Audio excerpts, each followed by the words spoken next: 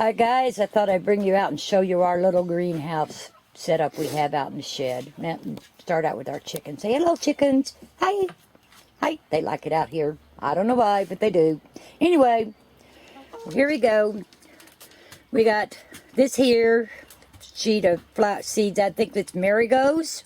And we got one coming up. One coming up right now. Right there. Okay, and then you got marigolds down here. And over here, well, we got tomato plants. These aren't coming up yet. Yeah, they are. They are? Yeah. Oh, okay, cool. Yeah, they are. Look, baby. Back here, we got tomato plants coming up. Got those in the double cup method we're trying out. And then we go up here and look that up. We got beet tomatoes coming up, and we got Romas coming up. And this is what here? Onions. Suppose here they're not showing life yet. And over here we got our green peppers, and they're not coming up yet. And up here we got more tomatoes in the cup method, and they're coming up.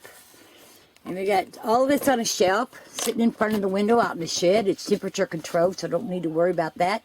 And then we also got the neat little grow lights that just got off of Amazon. Those are cool. And then some grow lights down here, so that's pretty cool. So we got our garden started. Bye guys.